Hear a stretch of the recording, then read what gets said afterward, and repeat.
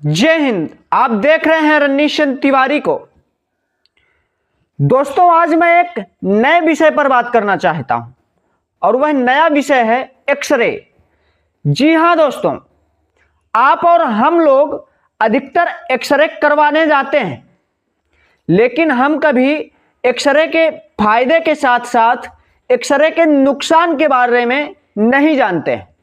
तो आज के इस वीडियो में मैं आपको बताऊंगा कि एक्सरे से जितने फायदे हैं और उससे कहीं ज़्यादा एक्सरे हम लोगों के शरीर पर दुष्प्रभाव छोड़ता है। फायदा और नुकसान मैं आप लोगों को दोनों बताऊंगा, लेकिन सबसे पहले बात करता हूं एक्स किरणों के बारे में। एक्स किरणें कैसे बनी और इनकी खोज कैसे की गई और किसने की, ये सारी बातें मैं आपको आज के इस वीडियो में बताऊंगा। दोस्तों, जैसा कि आप सभी को पता है कि एक्स किरणों को देखा नहीं जा सकता है। हालांकि एक्स किरणें हड्डियों और त्वचा तथा धातु को सहजता से पार कर जाती हैं और उनके ऐसे चित्र भी बना देती हैं। एक्स किरणों का प्रयोग आज टूटी हुई हड्डियों की तस्वीर लेने में, रेडिएशन थेरेपी में तथा हवाई अड्डों की सुरक्षा आदि में किया जाता है। और एक्स किरणों की खोज जर्मनी के भौतिक शास्त्री विल्हेम कॉनराड रॉन्टजन ने सन 1895 में 50 वर्षों की उम्र में की थी। दोस्तों, विल्हेम जब 50 वर्ष के थे तब उन्होंने एक्स किरणों की खोज की थी।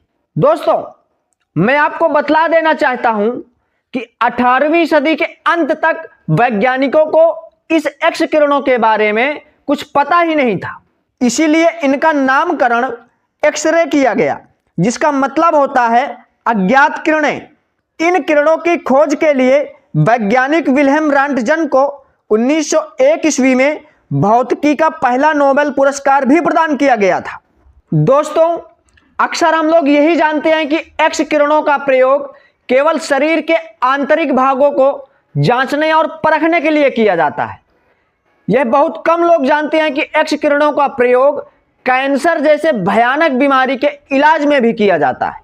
इन एक्स किरणों से रिंगवर्म जैसे त्वचा रोगों का भी इलाज किया जाता है। इनके द्वारा शरीर में घुसी गोली, गुर्दे की पथरी तथा फेफड़ों के विकार का भी पता लगाया जाता है। इनके जरिए अपराधियों द्वारा शरीर के हिस्से में छिपाई गई हीरा मोती तथा सोने जैसे मूल्यवान वस्तुओं का भी पता लगाया जाता है। साथ ही साथ मैं आपको बतला देना चाहता हूं कि अनुसंधान प्रयोगशालाओं में एक्स किरणों की सहायता से मड़ियों की संरचना का भी पता लगाया जाता है। सन 1972 में इन किरणों को प्रयोग में लाकर सीटी स्कैनर भी विकसित की गई, जिसका प्रयोग आज शरीर की आंतरिक बीमारियों को पता लगाने में किया जाता है। दोस्तों, एक्स किरणों की खोज की कहानी भी बड़ी दिलचस्प है। वैज्ञानिक विल्हेल्म अपनी प्रयोगशाला में कैथोड से ट्यूब पर कुछ परीक्षण कर रहे थे। उन्होंने पर्दे गिराकर प्रयोगशाला में अंधेरा कर रखा था और ट्यूब को काले रंग के गत्ते से डिब्बे से ढक रखा था। वैज्ञानिक विल्हेल्म रॉन्टजन ने देखा कि ट्यूब के पास में रखे कुछ बेरियम प्लेटिनो साइनाइड के टुकड़ों से एक प्रकार का प्रकाशपुंज जगमगाहट के साथ निकल रहा है। तब उन्होंने चारों तरफ देखा तो उन्होंने पाया कि मेज से कुछ फीट की दूरी पर एक पर्दा भी चमक रहा है। यह देखकर उनकी हैरानी का ठिकाना ना रहा, क्योंकि ट्यूब तो काले गत्ते से ढकी हुई है और कैथोड किरणों का बाहर निकलने का कोई रास्ता नहीं है।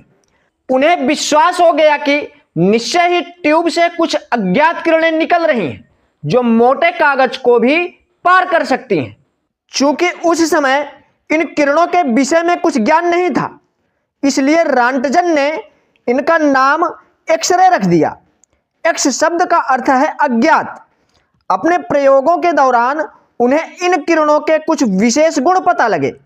उन्होंने देखा कि ये कागज, रबड़ तथा धातुओं की पतली चादर के आर पार निकल जाती है। तब उन्हें एक महत्वपूर्ण और बिल्कुल सरल विचार सूझा और उन्होंने सोचा कि जैसे साधारण प्रकाश पुंज से फोटो फिल्म प्रभावित हो जाती है, उसी प्रकार इन रहस्यमय किरणों का भी हो सकता है फोटो फिल्म पर कुछ प्रभाव पड़े। इसे प्रयोगात्मक रूप से परखने के लिए उन्होंने इसका प्रयोग अपनी पत्नी के हाथ पर किया। वैज्ञानिक रॉन्टजन ने एक फोटो फिल्म को डेवलप किया और देखा कि हाथ की हड्डियां स्पष्ट रूप से दिखाई दे रही हैं तथा उनके चारों ओर मांस धुंधला सा दिखाई दे रहा है। प्रोफेसर रॉन्टजन की पत्नी अपने हाथ में अंगूठी पहन रखी थी। एक्स किरणों से लिए गए उनके हाथ के चित्र में यह अंगूठी भी स्पष्ट रूप से दिखाई दे रही थी और यह पहला अवसर था जब किसी जीवित व्यक्ति के ढांचे का चित्र लिया गया था। दोस्तों, एक्सरे शरीर के अंदर किसी भी समस्या का पता लगाने और उस समस्या का समाधान ढूंढने के लिए मेडिकल साइंस में किया जाने वाला एक प्रयोग है। इसमें शरीर के अधिकतम अंगों को स्कैन करके एक फिल्म में निकाला जाता है और पता लगाया जाता है कि उस अंग पर क्या समस्या है। यह एक मशीन के द्वारा की जाने वाली प्रक्रिया है। एक्सरे करवाने के लिए खास कोई तैयारी की जरूरत नहीं होती है। साधारण तौर पर जैसी स्थिति में आप हैं उसी स्थिति में एक्सरे कर दिया जाता है। दोस्तों, अधिकतर हम लोगों को यह लगता है कि एक्सरे कराने से कोई दुष्प्रभाव हमारे शरीर पर नहीं पड़ता है, किंतु ऐसा कतई नहीं है। एक्सरे कराने से हमारे शरीर पर दुष्प्रभाव पड़ता है।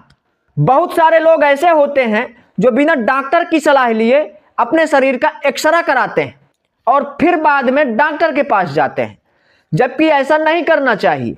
यदि डॉक्टर बोले तभी एक्सरे कराएं और जरूरत में ही एक्सरे करवाना चाहिए, नहीं तो इसका खामियाजा हमें ही भुगतना पड़ता है। चलिए दोस्तों, अब मैं आपको एक्सरे के खतरे भी बताता हूं। आपने वैज्ञानिक थॉमस एडिसन का नाम जरूर सुना होगा, जिन्होंने बल्ब का आविष्कार किया था। उनकी मौत भी कैंसर से हुई थी और उनको कैंसर एक्स किरणों की वजह से ही हुआ था। इसके अलावा एक्सरे के और भी बहुत खतरे हैं। मानव भ्रूण के लिए एक्सरे बहुत खतरनाक है।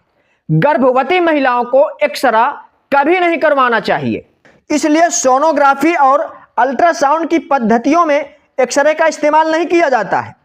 एक्सरे के प्रभाव में आने से पैदा होने वाले बच्चे को कई तरह की समस्याएं हो सकती हैं। इसके अलावा कैंसर का कारण भी एक्सरे को माना जाता है। एक रिपोर्ट के अनुसार अमेरिका में 0.4% कैंसर की वजह सीटी स्कैन में प्रयोग की जाने वाली एक्स किरणों को ही बताया गया है। वैसे आप लोगों को यह जानकारी कैसी लगी, हमें कमेंट के माध्यम से जरूर बताइएगा। यदि वीडियो से कुछ सीखने को मिला हो तो इसे अपने दोस्तों के साथ भी जरूर साझा कीजिएगा। यदि आप लोग हमारे वीडियो को पहली बार देख रहे हो तो हमारे चैनल को सब्सक्राइब करके बेल आइकॉन भी प्रेस कर दीजिए, ताकि हमारा अगला अपलोड होने वाला वीडियो सबसे पहले आप तक पहुंचे। मिलते हैं अगले वीडियो में, तब तक के लिए जय हिंद।